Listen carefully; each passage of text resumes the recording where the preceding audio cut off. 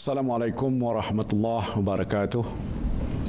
Mr. President, Mr. Secretary General, distinguished representatives, excellencies, ladies and gentlemen. I would like to take this opportunity to congratulate you, Mr. President, on your election as the President of the 75th sessions of the United Nations General Assembly. I also like to thank His Excellency, Mr. Tijani Muhammad Bande, for his commitment, dedications, and leadership, and to congratulate him on successfully completing the work of the 74th session of the General Assembly, in spite of the extraordinary circumstances the world is facing due to the COVID-19 pandemic. Malaysia welcomes the theme of this year's General Assembly, "The future we want, United Nations we need," reaffirming our collective commitment to multilateralism, confronting COVID-19 through effective multilateral actions. I believe the theme resonates well with each of us, appropriately framing what the world needs during a time of much uncertainty. You can be assured of Malaysia's support and cooperation in achieving the goals of these sessions of the General Assembly. Before the onset of the man's newest lethal enemy in the form of the novel coronavirus, the world had already been reeling from numerous challenges. As war continued to ravage many parts of the world, the global economic ecosystem faced unsustainable pressure as the result of trade wars and populist political posturing. Amidst all this, the state of the planet continued to suffer neglect, while nations continue to bicker over who should take more responsibility to reverse the effects of climate change. All this took place against the backdrop of impoverished immigrants fleeing their homes, risking their lives by taking an arduous journey to a distant land in pursuit of a better life. Little did we know then that the COVID-19 pandemic has caused great disruption for the world. Worse still, this pandemic has affected the most vulnerable populations, women and children, people with disabilities, as well as the marginalized and the displaced. We must remember that COVID-19 does not discriminate, and because of that, our response should not too. No country has been spared. The pandemic has leveled the playing field for all nations, and the race is on to obtain a vaccine. Until or unless we obtain the antiviral medication required to treat and a vaccine to prevent this novel coronavirus, we can never fully declare victory against it. This is why the manufacturing of a vaccine must promote international collaboration rather than nationalistic competition. Saving lives should be our priority. On top of the socioeconomic impact COVID-19 has had on all of us, we need to also be mindful of the possibility of terrorism rearing its ugly head in this time of uncertainty. We must never discount the fact that terrorist groups could be ramping up their efforts to take advantage of the present uncertain times to further enhance their agenda. Transparent communication, good networking, and greater intelligence cooperation at the national and international levels are imperative to counter terrorism and radicalization during this pandemic. This is a psychological war waged on the vulnerable, and we must win over hearts and minds to succeed. Effective communication strategies at all available channels must be prioritized to ensure that misinformation and disinformation is countered without infringing respective domestic laws. Excellencies, ladies and gentlemen, as a measure to contain the COVID-19 pandemic, governments are implementing lockdowns and rolling out initiatives to ensure that people do not lose their jobs and businesses do not shut down. The economic and financial impact of the pandemic has brought big and small corporations to their knees. We have witnessed how decades of hard work and dedication have been reduced to bankruptcy, or even the downsizing of companies on unimaginable scale. And this has resulted in thousands of jobs lost. And this is precisely the reason why the economic devastation of this magnitude needs the collective actions of the international community. There is a need to soften the impact to the livelihoods of all those affected. For Malaysia, the government has put in place mitigating strategies to address the socio-economic impacts that COVID-19 has had on our country. We hope Malaysia not only recovers, but emerges stronger from the pandemic. The balancing act that Malaysia strives to achieve between kick-starting our economy and implementing standard operating procedures, the SOPs, to prevent further waves of infection has been nothing short of challenging. Malaysia has put in place structural economic reforms in facing the new global landscape post-COVID-19.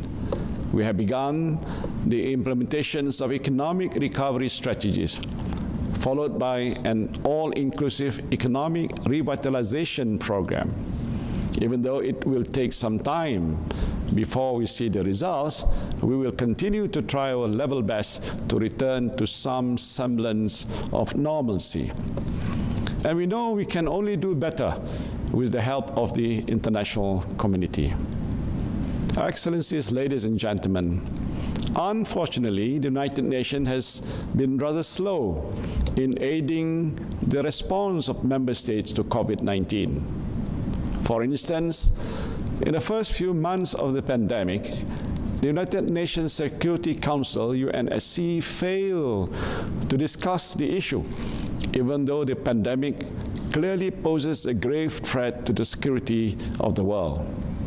Only on the 1st July of 2020 did the United Nations Security Council adopt a resolution to demand an immediate cessation of hostilities, which would allow nations to refocus resources on combating the pandemic.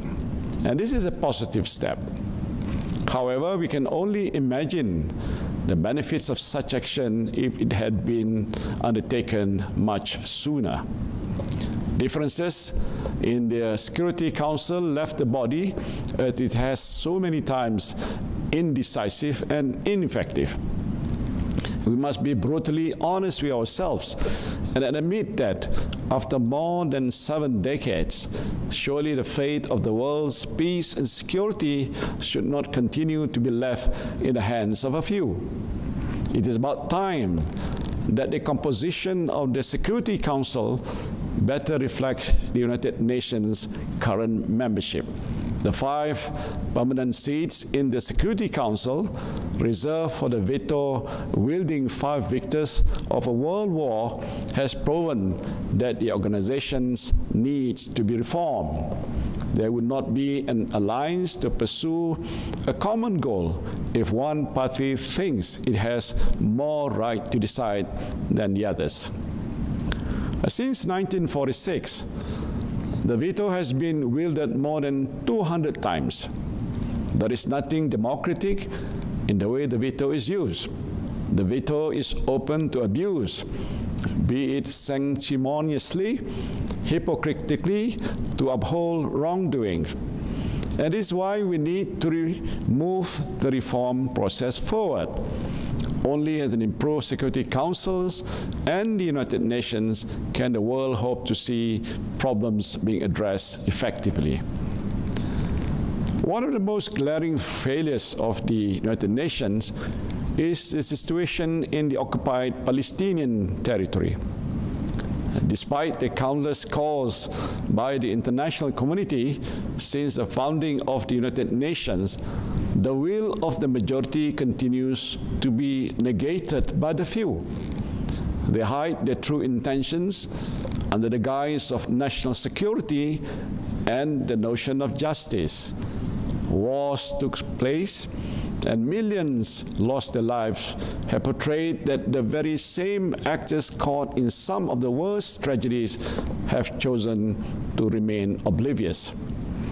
For there to be lasting peace in the Middle East, the prescribed international consensus in conjunction with international law, United Nations resolutions, and the UN Charter, Israel must do several things. First, it must cease all of its illegal settlement activities. Second, it must withdraw its troops from the occupied Palestinian territory and surrounding Arab states. Third, it must allow Palestinian refugees the right to return to their land and property. Fourth, it must restore the original status of Jerusalem. And last but certainly not least, it must restore its credibility and revert to the negotiating table with Palestine. These are not new preconditions. These are merely a reflection of years of diplomatic work and the consensus reached over decades of negotiations. Israel can no longer be in denial. Israel continues to threaten Palestinian statehood with further annexation of Palestinian land, further denying Palestine any semblance of human security or peace. Malaysia's position on this matter remains clear and consistent. Annexation is unlawful. It violates the Charter of the United Nations, the Geneva Conventions, and relevant resolutions of the General Assembly and the Security Council. The acquisition of any territory by war or force is inadmissible and illegal. As such, there will never be, nor can there ever be, any legitimacy in Israel's actions against Palestine. Now, together with the rest of the international community, Malaysia will continue to reaffirm its support to the realization of the State of Palestine based on the pre-1967 borders with East Jerusalem as its capital. The only viable way forward is a negotiated two-state solution. In this context, Malaysia supports the call of the international community, including by UN Secretary General, for the Middle East Quartet to find a mutually agreeable path for the parties to re-engage towards a negotiated, peaceful settlement. We continue to call upon the international community to uphold Palestine's legitimate rights to self-determination, which constitute one of the very core principles of the United Nations when it was created 75 years ago. Another glaring example is the plight of the Rohingya, when atrocities were committed en masse against the Rohingya in the state of Rakhine. Thousands fled their homes, fearing for their lives. Many died while crossing oceans and land in search of safety, whilst many others fell victim to opportunistic human trafficking rings, promising the Rohingya a life they could only dream of. Yet they still choose to make that life, threatening decision to leave home out of sheer desperation.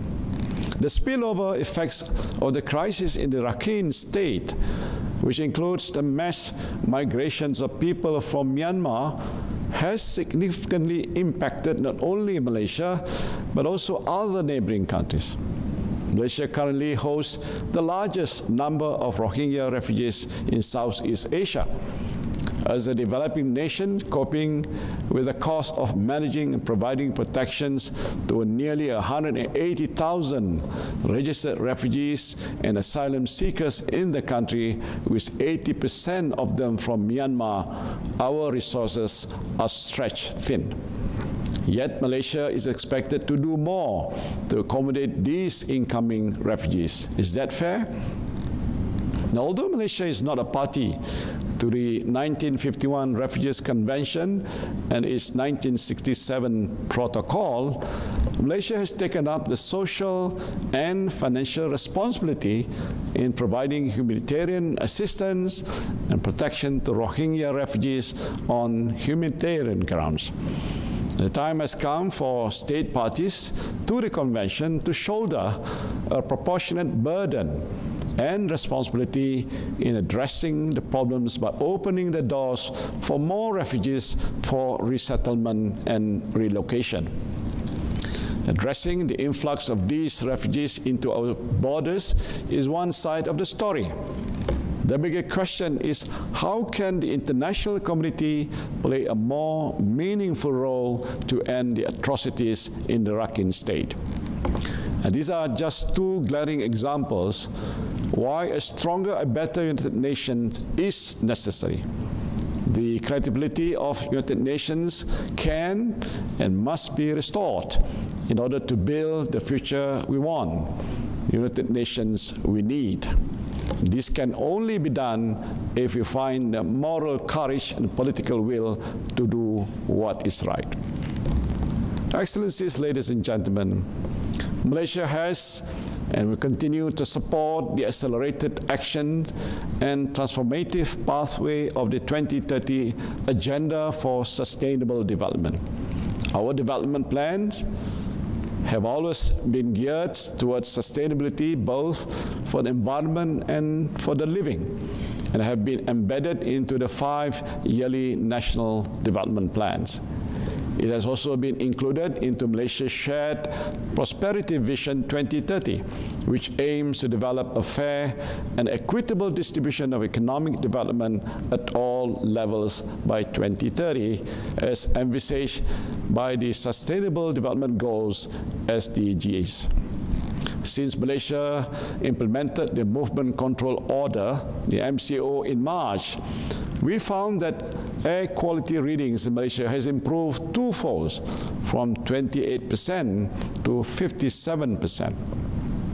The fear is that this could only be a temporary reprieve, as global carbon emissions may rise again if we continue to be complacent and do a business-as-usual approach in our post-economic recovery plan. The pandemic must therefore be treated as a turning point. It is important for the entire international community to respect the planet's limits and value our natural resources. Just like everybody else, Malaysia is also concerned about the environment. At the same time, Malaysia is one of the biggest producers of palm oil. Many farmers and smallholders are dependent on this crucial commodity to sustain their livelihoods. However, critics have linked palm oil to the destructions of the world's precious rainforests and the extinctions of wildlife. They also claim that it's dangerous to health. These claims are way far from the truth. Malaysia has over 60 national laws and regulations covering the protections of wildlife and the environment, health, the safety and the welfare of workers, and controls of pollutants. We are pleased and honored to inform that we have managed to retain 55% of our rainforest, exceeding 5% of our earlier commitment. Excellencies, ladies and gentlemen, this year marks the 75th anniversary of the United Nations. For the past 75 years, the United Nations has been the center of international relations. In the eyes of some, it can be considered as a failure, while others see it as a success. Call it what you want. But it's difficult to deny that the United Nations has managed to allow human society to progress in so many aspects, from education to the environment, to the health and social security of millions. Unfortunately, in recent times, multilateral commitments are becoming less persuasive because states are less willing to uphold shared values and solve challenges together. Governments are turning inwards, pushing a national perspective that wins more immediate public support. The United Nations should not be a platform to do this. It should be a capable institution that can hear and collectively address the concerns of its members and the problems that beset the world. In preserving stability, tranquility, and peace, Malaysia has long held the belief that our world demands for collaborative engagement by all. It is therefore in our interest that the international community works together to uphold a system based on our shared universal values through dialogues and cooperation. Excellencies, ladies and gentlemen, turning 75 is indeed a significant achievement. As such, let us not see the 75th anniversary of the United Nations go by without a resolve to fulfill our collective responsibilities. We need to build back better for our peoples, not just for now, but also for generations to come. Rest assured that the United Nations has Malaysia's fullest commitment to multilateralism based on the purposes and principles as enshrined in the Charter of the United Nations. Thank you.